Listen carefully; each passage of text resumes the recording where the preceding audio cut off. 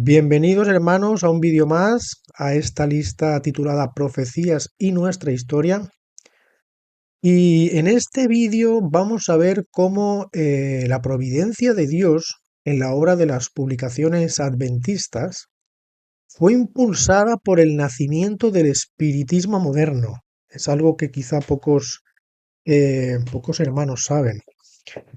Cómo Dios movió hilos cuando vio que estaban haciendo el llamado espiritismo moderno y influenció y motivó a la sierva del Señor para que corriese un poquito la voz y pudiesen impulsar todo lo que es el tema de publicaciones adventistas para contrarrestar un poco lo que estaba surgiendo, ese espiritismo moderno. Y vamos a ver también cómo al final, incluso ese mismo espiritismo acabó infiltrándose en las mismas publicaciones adventistas. Tenemos dos vertientes, ¿verdad? Dos caras de una misma moneda, como el espiritismo a su nacimiento, Dios, por otro lado, impulsó las publicaciones adventistas y cómo en esa misma moneda, en el otro lado, al final, ese espiritismo acabó en cierta manera infiltrándose en determinadas publicaciones. Así que vamos allá, les dejo con este vídeo y comenzamos.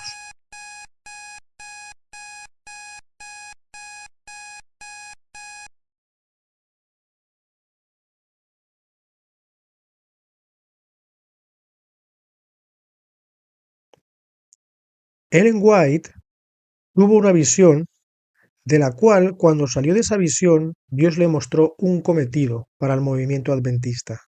Cual cometido lo conversó con su esposo Jaime White.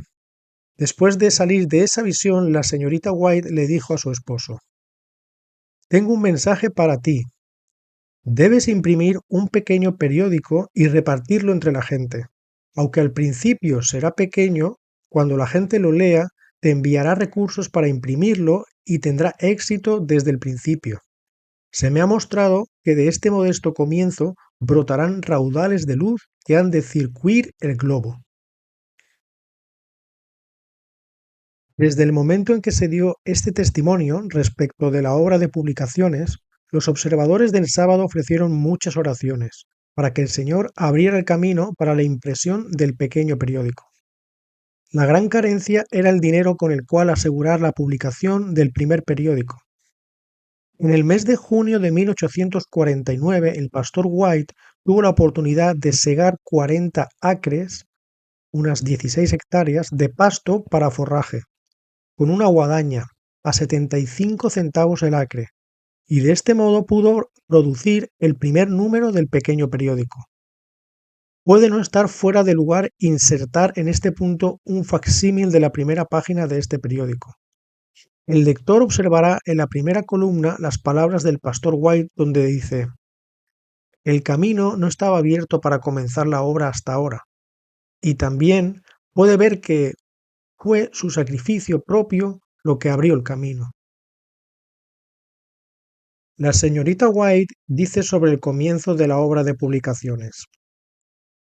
Mi esposo comenzó a publicar una hojita en Middletown, a 13 kilómetros de Rocky Hill, Connecticut, y a menudo caminaba esa distancia y volvía, aunque en ese entonces estaba cojo. Cuando trajo el primer número de la imprenta, todos nos arrodillamos alrededor pidiendo al Señor con corazones humildes y muchas lágrimas que bendijera los débiles esfuerzos de su siervo. Luego, dirigió el periódico a todos los que él pensaba que los leerían, y los llevó a la oficina de correos en un maletín. Cada número fue llevado de Middletown a Rocky Hill, y siempre antes de prepararlos para la oficina de correo, los poníamos delante del Señor y con oraciones fervientes mezcladas con lágrimas se ofrecieron a Dios para que su bendición ayudara a los mensajeros silenciosos. Muy pronto comenzaron a llegar cartas con recursos para publicar el periódico y las buenas noticias de que muchas almas estaban abrazando la verdad.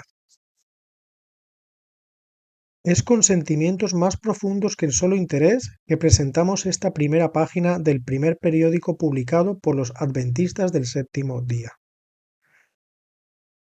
Todo el volumen de The Present Truth, la verdad presente, consistía en 11 números de 8 páginas, con 2 columnas en cada una. El material de lectura en la página medía 4 pulgadas y 5 octavos, por 8 pulgadas. Los números 1 al 4 fueron impresos en julio, agosto y septiembre en Middletown, Connecticut. Los números 5 al 9 fueron impresos en Oswego y están fechados en diciembre de 1849, marzo, abril y mayo de 1850. El número 11 está fechado en noviembre de 1850 y fue impreso en París, Maine. En el número 6, el pastor White dijo: mientras publicamos los primeros 4 números, llegó suficiente dinero para pagar por los periódicos. Se lo ha usado para pagar nuestros gastos para ir a las reuniones a las que he asistido. Durante el año 1849, bajo la influencia de estos periódicos y las labores pioneras del pastor Bates, muchos aceptaron la verdad en Vermont, Michigan y otros estados.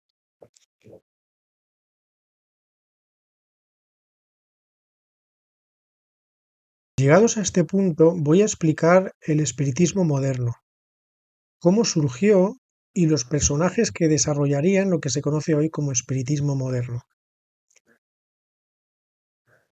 Leah, Margaret y Kate Fox, hijas de un metodista, eran 3 hermanas que vivían en una pequeña casa de Hydesville, New York.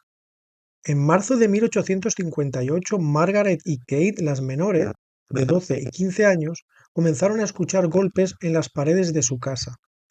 Las niñas empezarían a comunicarse con estos ruidos, llegando a creer que eran espíritus. Ellas hacían preguntas, a lo que los supuestos espíritus contestaban con golpes. Vecinos, familiares y conocidos comenzaron a asistir a la casa para presenciar los sucesos. La hermana mayor, Leah Fox, se convirtió en su manager y alquiló el Corinthian Hall, el salón más grande de la ciudad de Rochester, donde estuvieron comunicándose durante 3 días con espíritus y asistieron 400 espectadores. Ganaron el equivalente a $3.000 de hoy en una sola sesión. Lo curioso de todo esto es que con el tiempo se reconoció que quizá todo esto fue un engaño. Aun siendo todo aquello una estafa, los fenómenos de la casa de Hydesville y las llamadas mesas parlantes o mesas giratorias fue el punto de partida del espiritismo. En Francia, el escritor, filósofo y profesor Hippolyte-Léon Denisard-Ribert, conocido como Allan Kardec, escuchó hablar de lo que se conocía como las sesiones de las mesas parlantes o las mesas giratorias. Sesiones en las que un grupo de personas se sentaban alrededor de una mesa, colocaban sus manos sobre ellas y supuestamente se comunicaban con espíritus. También se practicaba el método de la escritura automática, donde una persona escribía guiada por un espíritu. Allan Kardec se interesó mucho por estas prácticas y en 1955 asistió a una sesión de las llamadas mesas parlantes. Quedó tan impresionado por lo que allí vio que se dedicó el resto de su vida al estudio de estos fenómenos. En 1957 se editó su obra literaria El libro del espiritismo, del cual se acuñó la terminología espiritismo y medium. Escribió numerosos libros y a él se le considera el padre del espiritismo. Declaró que fuerzas superiores le inspiraban para escribir sus obras y que un espíritu que le protegía le reveló que una vida pasada en la época de los druidas galos se llamaba Allan Kardec. De ahí su nombre con el que firmaba sus libros y se dio a conocer. Elena Petrovna Blavatsky, conocida también como Madame Blavatsky, nació en Ucrania. Elena se casó con un coronel llamado Nikifor Vasilievich Blavatsky, del que heredó su apellido. Se dice que tras 3 meses de unión con él, Elena huyó a caballo atravesando las montañas hasta llegar a casa de su abuelo. Poco después inició una serie de viajes iniciáticos a Egipto, Turquía y Grecia. Sobre todo por repetidas veces viajó al Tíbet, donde dice que estuvo en contacto con saberes ancestrales de los maestros Mahatmas, que residían en las montañas. En alguno de estos viajes estuvo acompañada del norteamericano Robert Rawson, un masón entusiasmado del esoterismo. Madame Blavatsky también relataba que un maestro hindú llamado Mahatma M, o maestro de Moria, se le aparecía en sueños y era el que le guiaba en sus viajes de búsqueda espiritual. Blavatsky así es como dedicó su vida al ocultismo, misticismo y esoterismo. Escribió libros como La Doctrina Secreta, obra cumbre de su bibliografía, Isis sin velo y La Voz del Silencio, entre los más famosos. Es considerada la precursora de la New Age, la nueva era, y fue la creadora de la teosofía, que conjuntamente con Henry Steele Olcott y William Quang Yuch fundaron la Sociedad Teosófica. Teosofía, del griego teos, que es Dios, y sofía, que es sabiduría, según la misma Blavatsky en su obra La clave de la teosofía, es uno de varios nombres que se usa para designar a una sabiduría eterna del conocimiento de la verdadera realidad. Y alguien más actual sería Alice Bailey. Alice Bailey fue una discípula de Elena Blavatsky. Ingresó en la Sociedad Teosófica de Los Ángeles, en Estados Unidos. Al igual que a Blavatsky, le revelaba conocimientos el maestro de Moria. Alice narraba que le comunicaban telepáticamente un ser llamado tibetano o Decca, que luego reveló que estas iniciales sería el Dishwal Kul, conocido en el mundo de la New Age y también en la misma sociedad teosófica como un experto en el conocimiento antiguo del Tíbet y el esoterismo. Aunque a Blavatsky se le acuñó como la madre de la New Age, muchos realmente asocian a Alice Bailey a este cargo, por sus muchos libros, doctrinas y aportes en cuanto al ocultismo y el esoterismo. Ella estructuró teóricamente temas como la astrología esotérica, el alma humana, la magia blanca o los chakras, por citar algunos ejemplos.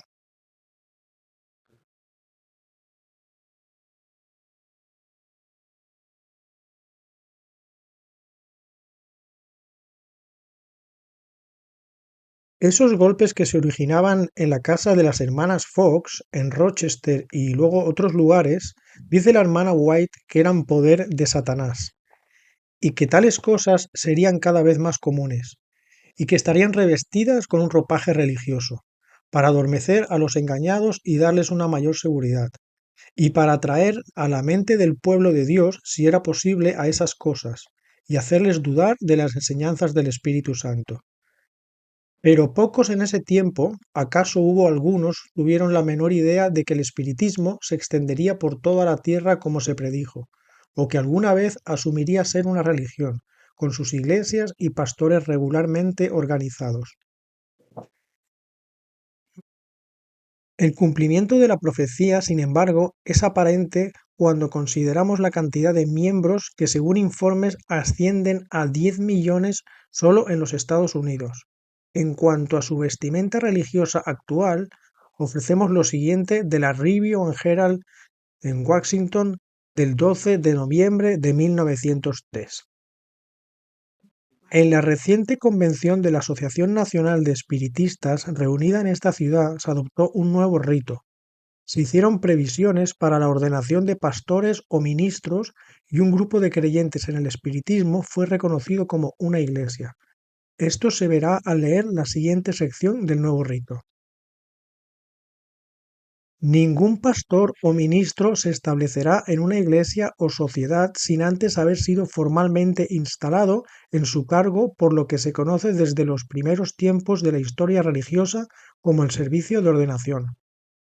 Ninguna persona puede ser un candidato a la ordenación hasta que haya recibido un llamado al pastorado de una iglesia o sociedad, o haya sido designado como misionero por alguna asociación estatal espiritista, incorporada como cuerpo religioso en el estado en el que está ubicada, o por la Asociación Nacional Espiritista de los Estados Unidos de Norteamérica.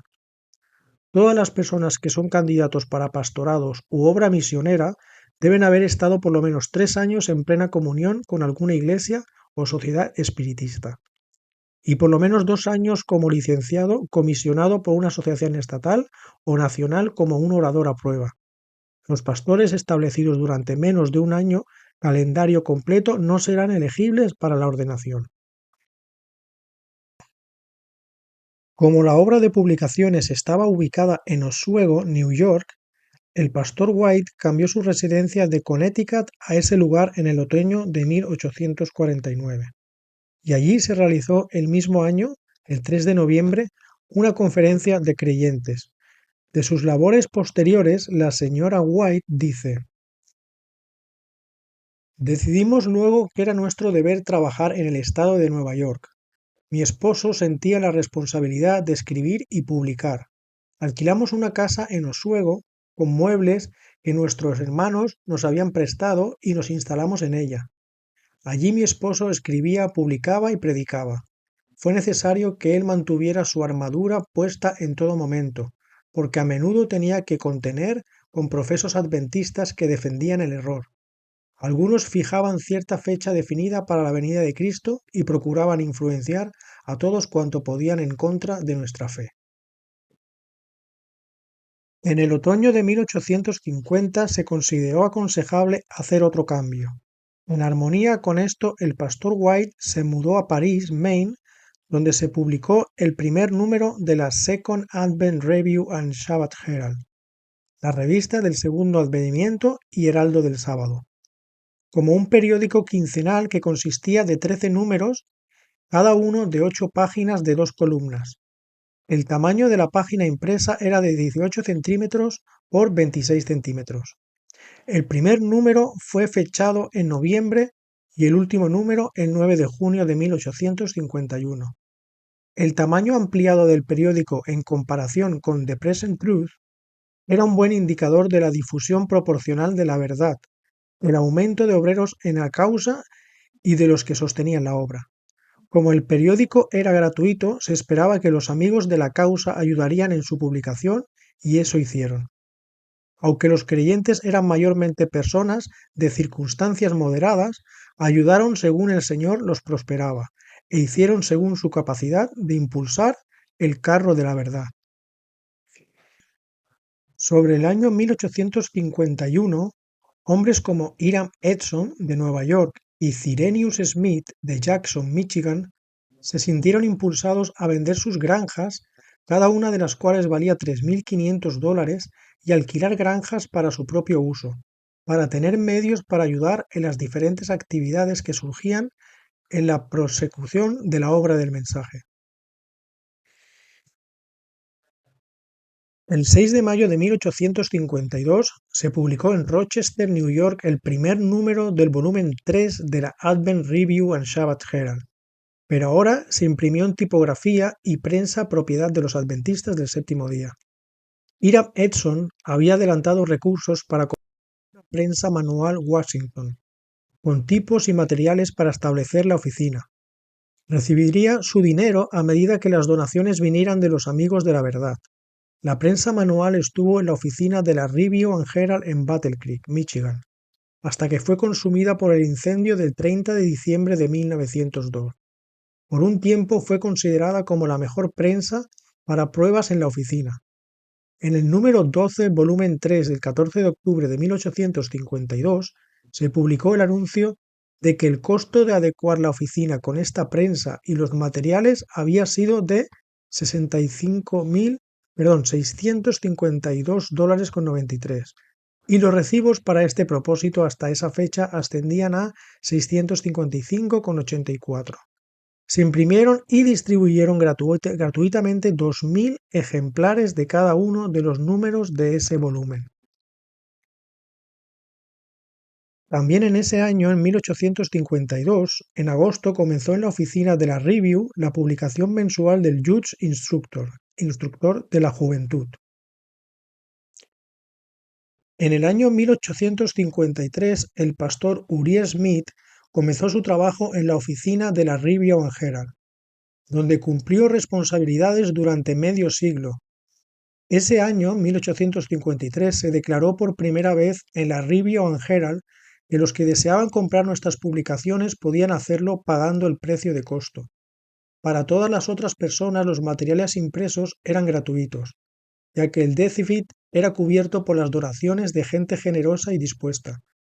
En 1854 se anunció que el precio de la review quincenal era de $1 por año.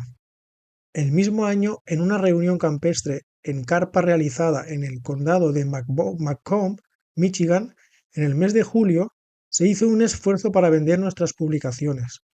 Durante esta reunión se vendieron libros por valor de $50 y el pastor White, al hablar de este esfuerzo, dijo, por medio de la review, esto muestra que nuestros libros pueden ser vendidos. En la review del 19 de marzo de 1857 se hizo por primera vez la sugerencia de que se necesitaba una prensa mecánica o una máquina de vapor, y que debía obtenerse para imprimir los periódicos, folletos y libros. Según se informó, el 2 de abril se tomó la decisión de comprar una prensa mecánica Adams y 7 hombres prometieron $100 cada uno para su compra. En el siguiente número se informó que la prensa y máquina costarían unos $2.500 y las promesas habían llegado a $1.700. En una editorial del pastor White en la Review del 13 de agosto de 1857 se encuentra esta animadora afirmación. Nuestra oficina está libre de deudas. Hay un fondo general de libros de $1.426, ahora invertido en libros. La nueva prensa mecánica está funcionando y trabaja muy bien, y la perspectiva es buena de que pronto estará accionada por vapor y totalmente pagada. Nuestras operaciones están mucho mejor sostenidas que antes. El 2 de febrero de 1875, el pastor Jaime White y su esposa, acompañados por el pastor J. H. Waggoner y otros obreros eficientes, llegaron a Oakland. El 12 del mismo mes se citó a una reunión especial a la Asociación de California para considerar un lugar sobre el cual levantar edificios para la oficina de Signs of the Times. Después de la deliberación, se tomó la decisión de comprar lotes en la parte occidental de la calle Casto entre las calles 11 y 12. El mismo día el pastor White y Juan Morrison compraron esos lotes, haciendo la escritura a sus propios nombres, con el entendimiento que cuando se formara la asociación, ellos traspasarían el título de tanta tierra como se considerara necesaria para el uso de la corporación. El 1 de abril de 1875 se formó la Asociación Publicadora del Pacífico de los Adventistas del Séptimo Día, el Pacific Press Publishing Association, en Oakland, con un capital fijado en $28.000. La porción central de los lotes sobre la calle Castro fue según el convenio traspasado a la asociación, y O. B. Jones de Battle Creek, Michigan, construyó de inmediato un edificio, la forma y el tamaño del cual eran los mismos como los de la oficina levantada en Battle Creek, excepto que el de Oakland fue construido de madera en lugar de ladrillos. Cuando este edificio estuvo listo para ocuparse, Signs of the Times fue trasladado a su nuevo domicilio el viernes 27 de agosto de 1875. Bien, hasta aquí más o menos les he hecho un resumen de lo que son las publicaciones partiendo desde la visión que tuvo la hermana White esa visión que tuvo que encomendar a su marido que hiciese un periódico y como hemos visto, influenciados por el espiritismo, como mencionaban los hermanos en aquel entonces, los pioneros, se comienza a publicar el Second Advent Review and Shabbat Herald y de ahí se impulsa lo que es todo el sector de las publicaciones adventistas. Ahora vamos a ver en un aspecto que ya es más conocido por todos los adventistas, es cómo todo esto, la famosa oficina de Battle Creek, la publicadora de Battle Creek, pues como sabemos, acabó en llamas y este aspecto, pues como digo, ya es algo más conocido, pero vamos a ver como si en un inicio fue la providencia de Dios que impulsó todo el procedimiento de las publicaciones adventistas y motivó a los hermanos porque estaba surgiendo ese espiritismo moderno, esa providencia que Dios dio a las publicaciones.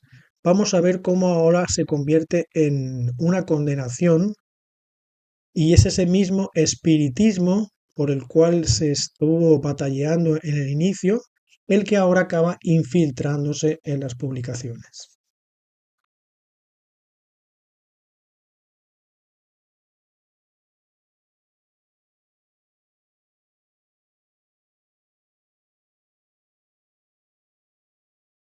Bien, John Harvey Kellogg fue el propulsor y lo que se denomina hoy la apostasía alfa. Él comenzó a tener unas ideas extrañas sobre el Espíritu Santo y vamos a ver con citas del Espíritu y profecía y con cartas qué es lo que llegó a derivar todo esto y qué es lo que desencadenó todo ello. John Harvey Kellogg escribió el libro The Living Temple, el templo viviente, en el cual comenzó a escribir esas ideas extrañas que tenía sobre el Espíritu Santo. Comenzó a decir que la presencia de Dios estaba en todos los lugares, así como puede estar en un árbol, una piedra, y esto levantó la alerta de la hermana White, ya que esto se considera panteísmo, la idea de que Dios está en todos los lugares, incluso en que nosotros mismos podemos ser un Dios. Y esto fue lo que la hermana White alertó a otros hermanos mediante cartas y también dejó escrito en citas del espíritu de profecía.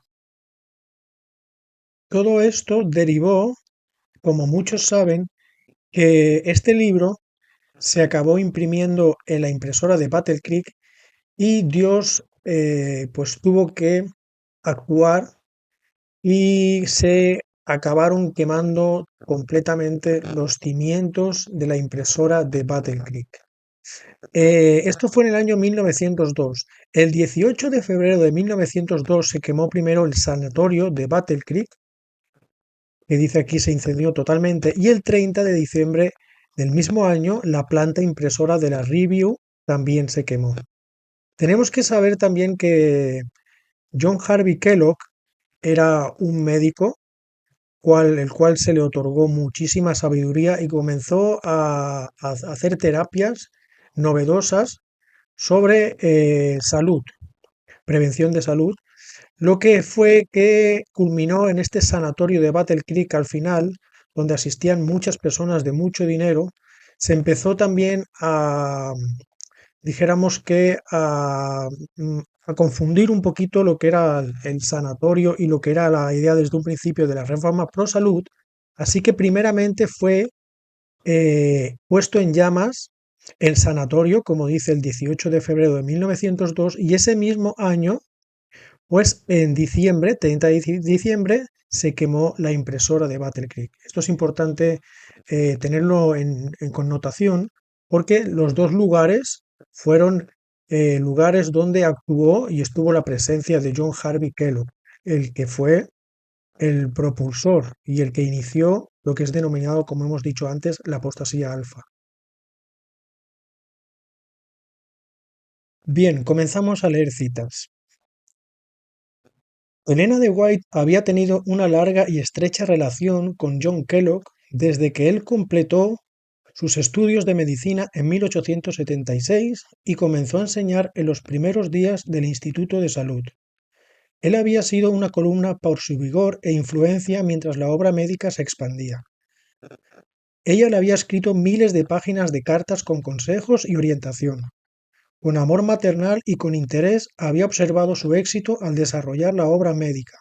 Frecuentemente lo defendió contra la oposición y la crítica de aquellos menos talentosos que él. Ella dijo: muchas almas han sido convertidas, muchas curaciones maravillosas se han realizado. El Señor estuvo al lado del doctor Kellogg mientras él realizaba operaciones difíciles.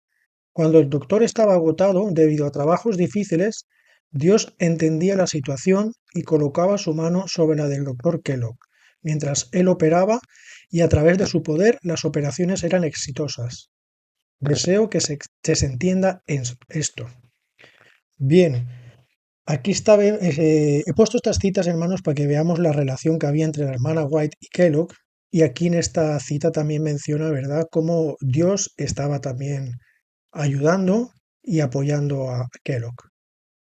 No hay la menor duda de que el doctor Kellogg era un hombre altruista, consagrado y muy querido. Era generoso, un gran hombre, pero fue mayormente a través del doctor John Harvey Kellogg, aunque no del todo, que el gran adversario introdujo en las filas de los adventistas del séptimo día las semillas del error en la forma de la así llamada Nueva Luz, justo en un momento cuando la obra médica estaba en su apogeo. Bien, aquí vemos cómo está diciendo que era un hombre consagrado, pero ya nos advierte de lo que iba a venir.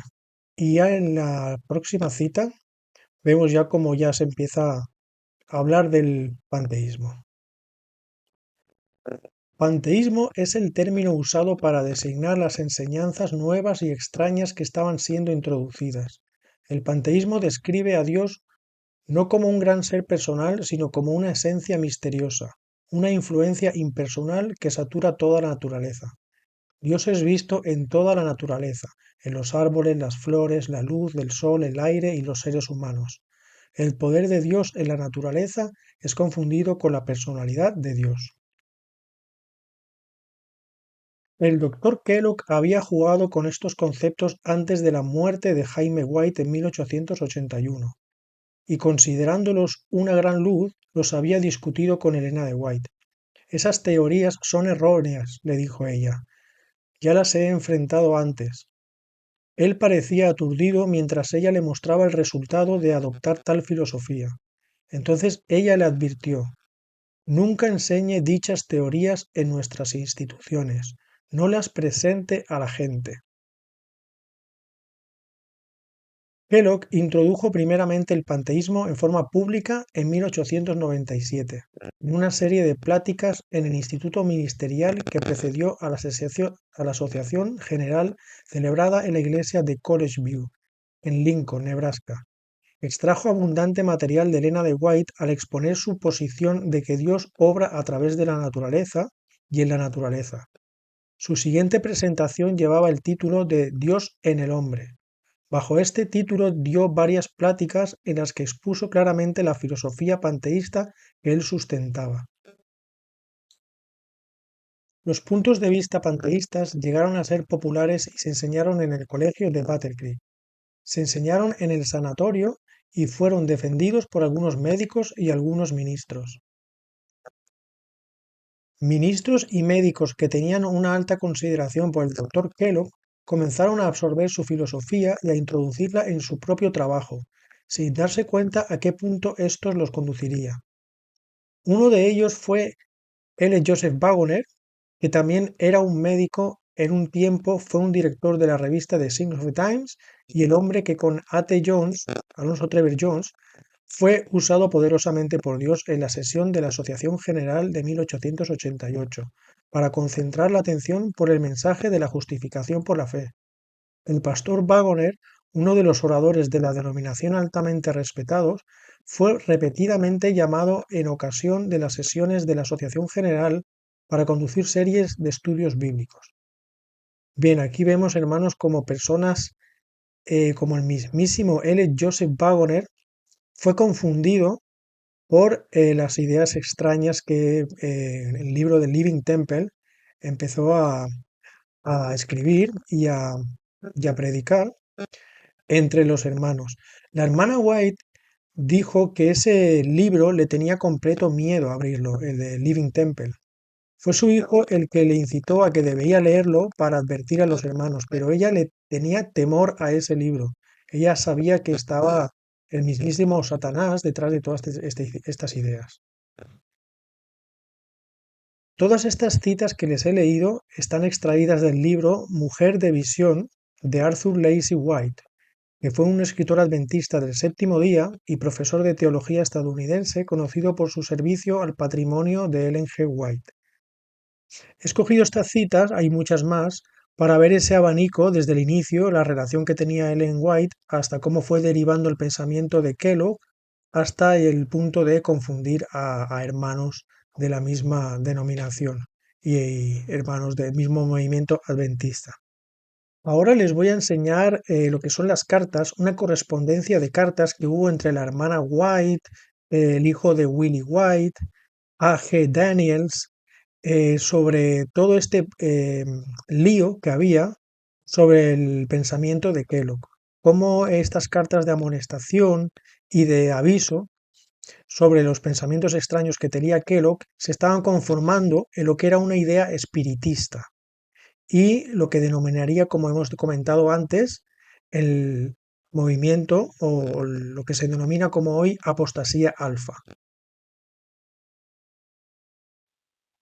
Bueno, como les he dicho, en el año 1902 fue el incendio del sanatorio de Battle Creek y posteriormente el incendio de la impresora de la Review and Herald.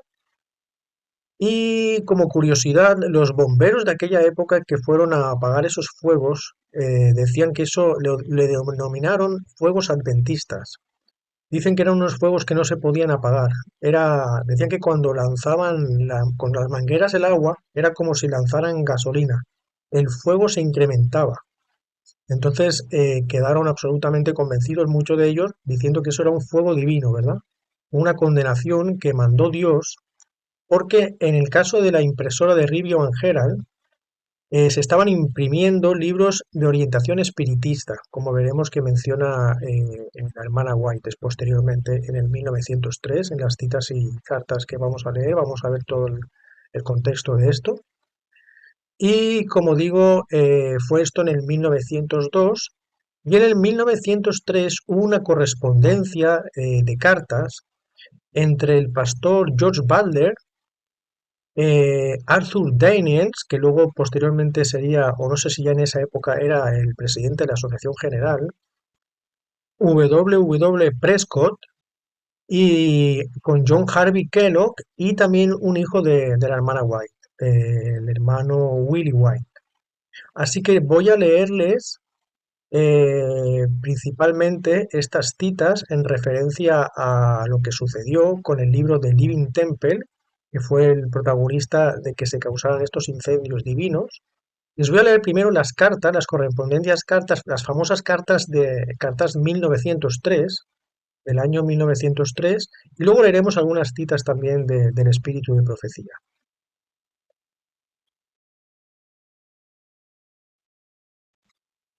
Carta de 25 de octubre de 1903, de John Harvey Kellogg a W. Prescott. Usted, el anciano Daniels, y los otros han hablado de una muy pequeña diferencia, pero yo no puedo ver claramente cuál era. Pero esta declaración de la hermana White me lo deja claro. La diferencia es esta. Cuando decimos que Dios está en el árbol, la palabra de Dios es entendida de que la deidad está en el árbol. Esto es una idea panteísta, ¿verdad? Donde Dios puede estar en un árbol, en una piedra, en cualquier objeto. Y ahora atentos a lo que nos dice. Dios el Padre, Dios el Hijo y Dios el Espíritu Santo. Pero el entendimiento correcto para que conceptos íntegros se preserven en nuestras mentes es que Dios, el Padre, se sienta sobre su trono, en el cielo, donde Dios el Hijo está también, mientras la vida de Dios o el Espíritu o la presencia son el poder todo penetrante que realiza la voluntad de Dios en todo el universo. Bien, fijémonos en estas palabras que les dejo en rojo, que pone Dios el Hijo y Dios el Espíritu Santo. Aquí está hablando Kellogg a W. Prescott sobre una Trinidad.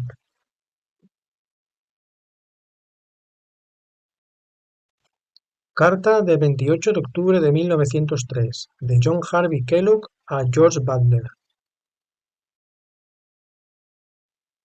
Por lo tanto, lo que puedo comprender, la dificultad que es encontrada en el templo viviente, todo el asunto puede reducirse a la pregunta: ¿el Espíritu Santo es una persona? Usted dice no. Yo había supuesto que la Biblia dice esto por la razón que el pronombre personal, él, es usado hablando del Espíritu Santo. La hermana White usa el pronombre él y ha dicho en muchas citas que el Espíritu Santo es la tercera persona de la deidad. Como el Espíritu Santo puede ser la tercera persona y no ser una persona en absoluto, es difícil para mí de ver. Bien, aquí le está diciendo Kellogg al pastor George Balder que la hermana White se define al Espíritu Santo como la tercera persona de la deidad. Aquí tenemos un problema porque el mismo espíritu de profecía nos explica quién es la tercera persona de la deidad y no es un ser personal aparte del Padre y el Hijo, sino que es la presencia de Cristo. Y aquí sigue consolidando Kellogg la idea de ese Espíritu Santo como un ser aparte del Padre y el Hijo, no esa Trinidad.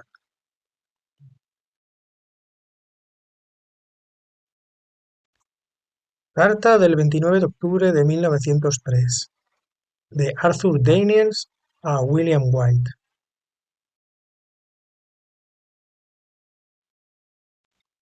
Desde que el concilio cerró, he sentido que debería escribirle confidencialmente sobre los planes del doctor Kellogg para revisar y volver a publicar El Templo Viviente.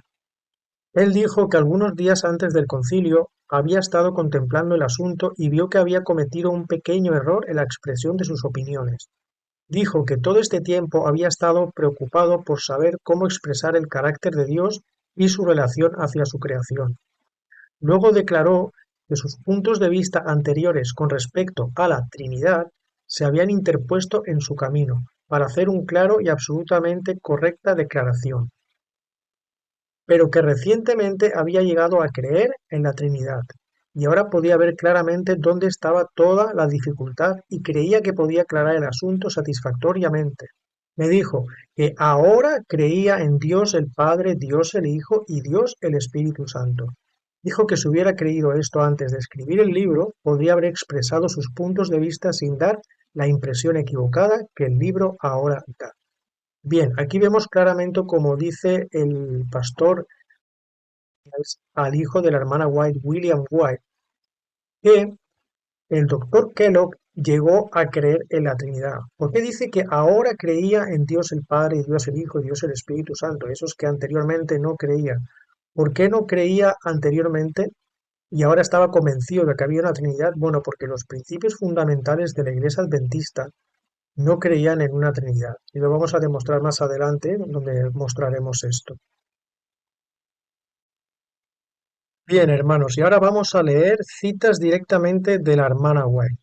Mensajes selectos, tomo 1, página 237, párrafo 2 y 238, párrafo 1. Las declaraciones presentadas en Living Temple acerca de este punto son incorrectas. Los textos empleados para apoyar la doctrina presentada son pasajes mal aplicados. ¿A qué doctrina se está refiriendo aquí, hermanos? A la doctrina de la Trinidad. Ese ser personal que quería añadir a las creencias fundamentales el hermano Kellogg y que dijo que ahora creía en esa Trinidad, en ese Dios Padre, Dios Hijo, Dios Espíritu Santo. Continúa diciendo: me siento impulsada a hablar negando, mira cómo dice, negando la pretensión de que las enseñanzas de Living Temple pueden ser apoyadas por declaraciones de mis escritos. El hermano Kellogg dijo que se apoyaba en textos de ella para fundamentar esa creencia que ahora él tenía. Y ella dice que esto lo está negando. Dice: quizá haya en ese libro expresiones y opiniones que están en armonía con mis escritos, y quizá haya en mis escritos muchas declaraciones que, tomadas aisladamente e interpretadas de acuerdo con el modo de pensar del autor de Living Temple, parecían estar en armonía con las enseñanzas de ese libro. Es decir, cogió citas aisladamente y las interpretó a su manera. Es lo que nos está diciendo aquí la hermana White. Esto puede dar un apoyo aparente al aserto de que las opiniones que hay en Living Temple están en armonía con mis escritos. Es decir, lo hizo de una manera que parece que armonice con los escritos de White, pero lo está negando. Pero no permita a Dios que prevalezca esa opinión. Pocos pueden discernir el resultado de fomentar las falsedades defendidas por algunos en este tiempo, pero el Señor ha levantado la cortina y me ha mostrado el resultado que se produciría. Las teorías espiritualistas acerca de la personalidad de Dios, y aquí ya la hermana White está diciendo que la personalidad de Dios a la que se refería Kellogg son teorías espiritualistas, teorías espiritistas. Las teorías espiritualistas acerca de la personalidad de Dios, seguidas hasta sus conclusiones lógicas, destruyen todo el sistema cristiano, anulan la luz que Cristo, al descender del cielo, dio a Juan para que éste diera a las gentes. Enseñan que las escenas que están precisamente delante de nosotros no son de suficiente importancia para que se les preste atención. Anulan la verdad de origen divino y despojan al pueblo de Dios de su experiencia pasada, dándole en cambio una falsa ciencia. Es decir, le está dando una falsa sabiduría, ¿verdad? Sabemos que en la Biblia, cuando se refiere a ciencia, es sabiduría. Y que esta falsa sabiduría es la que estaba dando Kellogg con todo este entendimiento de ese espíritu que impregnaba todo y que lo asoció a una Trinidad. Bien, como ven, esto está sacado de Mensajes Selectos tomo 1 y pone 237.2 y 238.1. Ahora les voy a citar el inicio, dijéramos, de la página 237.2, un trocito que inicia, y yo no lo he leído, pero lo he querido dejar para el final. Es este que dice, Mensajes Selectos tomo 1, 237.2, es así como empieza todas las citas que yo les he citado, pero estos renglones los he dejado para el final, para que vean ustedes qué interesante lo que nos dice aquí la hermana White. Living Temple contiene el alfa de días. Sabía que la omega seguiría poco después y temblé por nuestro pueblo. Es decir, está asociando esta idea de Kellogg, de un espíritu como un ser, y a la vez que lo impregna todo con ese panteísmo, y que a partir de esa creencia él comenzó a creer en la Trinidad. Ahora vamos a ver que no se creía en la Trinidad, los pioneros no creían, lo vamos a ver ahora más adelante. Está asociando esto con la apostasía alfa, como les mencioné antes. Por eso dije que está asociado la apostasía alfa al doctor Kellogg. Y dice que la omega seguiría poco después y dijo que tembló por nuestro pueblo. Es decir, esa creencia que pasaría de la alfa a la omega, ¿verdad?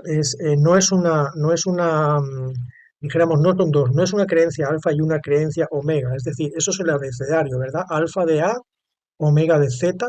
No hay una A y una Z, ¿verdad? Es desde la A hasta la Z. Es la misma apostasía, pero al final sería de magnitud impresionante. Creo que hay una cita que también dice ella. Entonces, esa creencia que se empezó a infiltrar, en la cual no creían los pioneros, como vamos a ver, dice que la omega seguiría poco después y tembló por su pueblo. Y realmente esto lo estamos viendo. ¿Cuántos hermanos creen aférrimamente en esa Trinidad que no la consolida las Escrituras y que nos dicen los propios líderes adventistas, así como los católicos dicen, que esa frase es católica, es una creencia que no se puede sostener con la Biblia, pero hay que creerla con fe? Bien, dice, sabía que debía advertir a nuestros hermanos y hermanas que no debían entrar en controversias en cuanto a la presencia y personalidad de Dios. Las declaraciones presentadas en Living Temple acerca de este punto son incorrectas. No hay que entrar en controversias en cuanto a la presencia y personalidad de Dios. Esto dijo la hermana White, que el silencio es oro. Vamos a ver más adelante una cita donde nos explica todo esto, sobre la personalidad de Dios. Y les quiero leer ahora en este mismo libro, Tomos Selectos, tomo 1, un poquito más hacia atrás. Estábamos en la página 237, nos vamos a la 235, párrafo 3.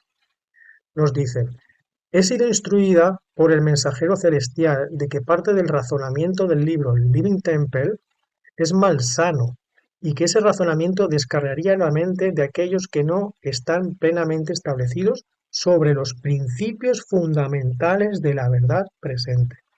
Introduce aquello que no es nada, sino es especulación en cuanto a la personalidad de Dios y dónde está su presencia.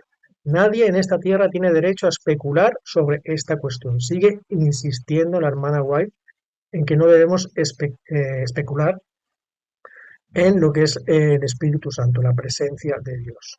Y dice que esto, el templo viviente es malsano y que ese razonamiento descarriaría, perdón, la mente de aquellos que no están plenamente establecidos sobre los principios fundamentales de la verdad. Bien, vamos a ver ahora algo que nos menciona en la cita anterior, que lo vuelve a repetir aquí. Dice, no debían entrar en controversia en cuanto a la presencia y personalidad de Dios. Y aquí nos dice, eh, no es nada, sino es especulación en cuanto a la personalidad de Dios. Vamos a ver una cita muy interesante de la hermana White que nos habla sobre todo esto. Bien, esto se encuentra en Manuscript Release, volumen 14, página 179, del 1891. Este título que le he puesto yo en cuanto al Espíritu Santo, no es esencial saber qué, sino quién. Dice, no es esencial para usted conocer y ser capaz de definir qué es exactamente el Espíritu Santo. Vemos que dice qué es exactamente el Espíritu Santo. Cristo nos dice que el Espíritu Santo es el Consolador y el Consolador es el Espíritu Santo. El Espíritu de verdad. ¿Quién es el Espíritu de verdad? Cristo. El cual el Padre enviará. Y yo rogaré al Padre y os dará otro Consolador, para que esté con vosotros para siempre.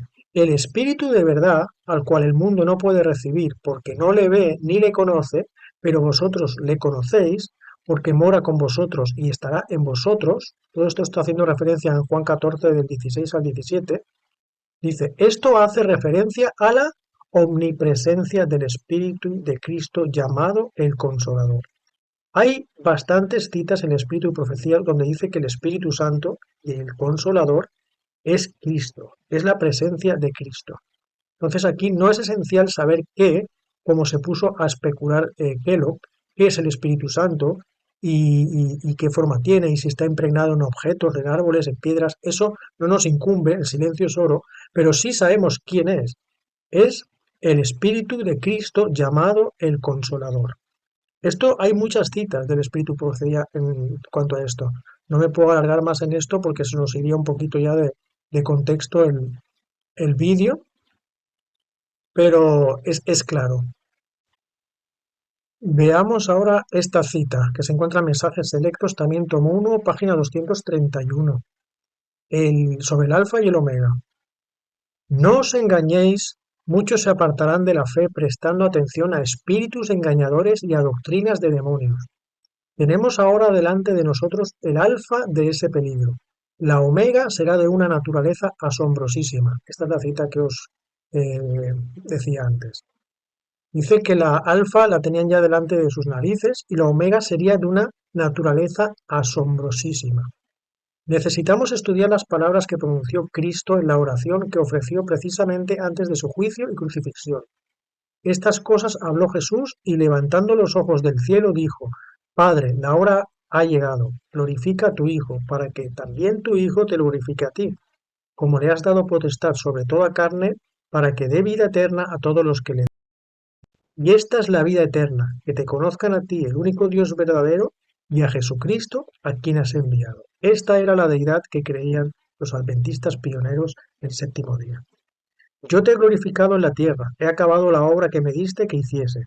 Ahora pues, Padre, glorifícame tú para contigo, con aquella gloria que tuve contigo antes que el mundo fuese. He manifestado tu nombre a los hombres que del mundo me diste, tuyos eran y me los diste, y han guardado tu palabra. Esto es un comentario bíblico de Juan 17, versículos del 1 al 6. Así que vemos las palabras en rojo arriba del todo. Tenemos ahora delante de nosotros el alfa de ese peligro. ¿Cuál alfa asociaba a la hermana White? Al el engaño y la doctrina falsa y peligrosa que decía la hermana White del hermano Kellogg.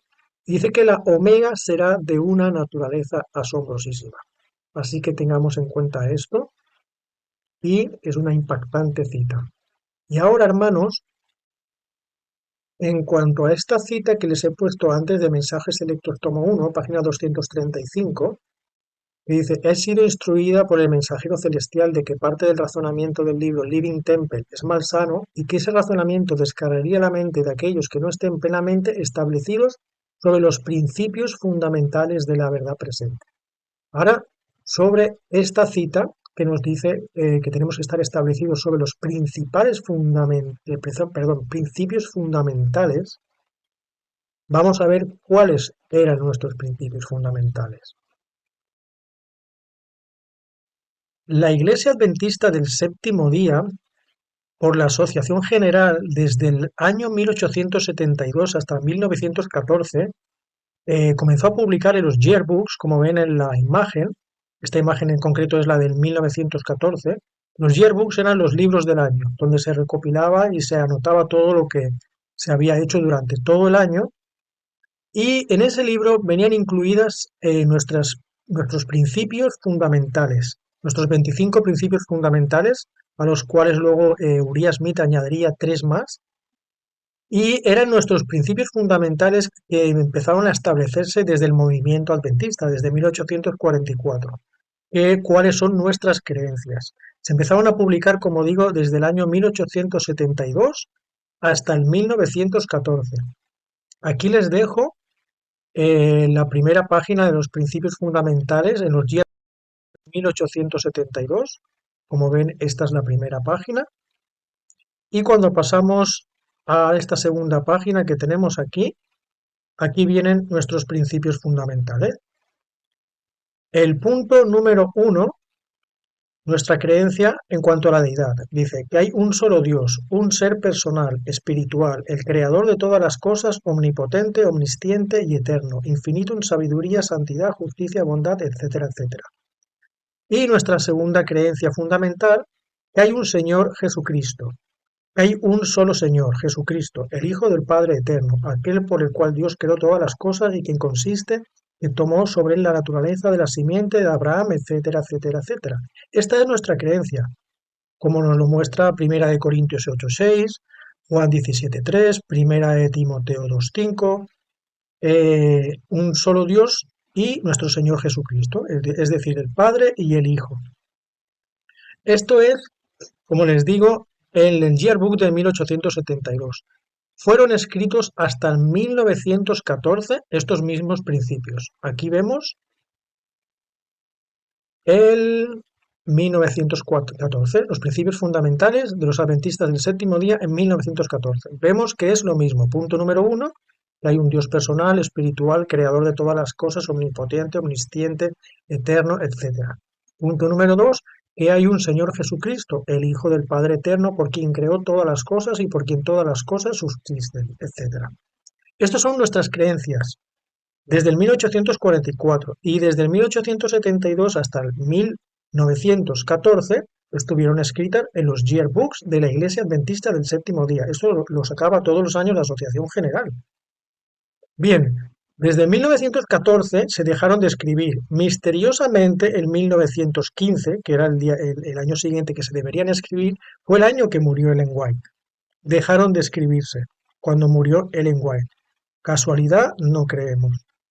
Y hasta 1931 no volvió a salir nuestras creencias fundamentales de nuevo en los yearbooks. Aquí vemos la portada del yearbook 1931 y pasamos a las creencias en 1931. Esto fue sin voto, sin asamblea y sin nada. Misteriosamente en 1931, de la creencia número 1 el Padre, en la creencia número 2 el Hijo, pasamos a la creencia número 1 pasa a decirnos ahora, en vez de la creencia en Dios, solo hay un Dios, pasa a decirnos que las sagradas escrituras del Antiguo y Nuevo Testamento fueron inspiradas por Dios, contienen una revelación suficiente de su voluntad para los hombres, son la única regla infalible de fe y práctica. Y en el número 2 aquí se comprime toda la deidad misteriosamente por primera vez en la Iglesia Adventista del Séptimo Día. Dice que la divinidad o Trinidad, ya se añade una palabra que nunca ha existido en nuestras creencias, consiste en el Padre Eterno, un ser personal, espiritual, omnipresente, omnisciente, etcétera. Y ahí en amarillo les marco. Dice, el Espíritu Santo, la tercera persona de la deidad. Esto es lo que pensaba Kellogg. Si no recuerdan mal, hemos hablado sobre la tercera persona de la deidad, que él asociaba al Espíritu Santo como un ser personal. Esto que decía la hermana White eran ideas espiritistas y que estaban en contra de lo que ella decía y se habían cogido escritos de ella para manipularlos a su conveniencia. Esto aparece en 1931. Nuestras creencias fundamentales fueron cambiadas, sin asamblea, sin voto y sin motivo ninguno. Y para ir terminando, os dejo con esta impresionante cita que está en Alza tus ojos, página 351, extraída de la carta 326 de 1905. Dice, la gran apostasía que se desarrolla e incrementa en forma creciente, ya sabemos de qué apostasía está hablando ahora la hermana White, entrando ya en contexto con todo este vídeo, continuará así hasta que el Señor descienda del cielo con aclamación. Debemos aferrarnos, atención a lo que dice, a los principios originales de nuestra fe denominacional y avanzar con fortaleza y fe crecientes. Y ahora hace una advertencia. Los últimos 50 años no han empañado ni una jota ni un principio de nuestra fe. Es decir, esto está escrito en 1905. Es decir, desde el 1855 hasta el 1905, son 50 años, dice que no ha empañado ni una jota ni un principio de nuestra fe, es decir, las creencias fundamentales en las que creíamos, tal como las recibimos, con las grandes y maravillosas evidencias que nos dieron seguridad en 1844, después de transcurrida la fecha. Las almas que languidecen deben ser afianzadas y vivificadas por la palabra de Dios. Ni una sola palabra ha sido cambiada o anulada. Fueron revelados los pilares y aceptamos los principios fundamentales que han hecho de nosotros lo que somos, adventistas del séptimo día, los que guardan los mandamientos de Dios y tienen la fe de Jesús. Ahí lo tienen, hermanos. Más claro, agua. Planteo esta pregunta. ¿Sigue esa influencia espiritista hoy día en las publicaciones adventistas? Bien, les dejo estas imágenes y saquen sus propias conclusiones.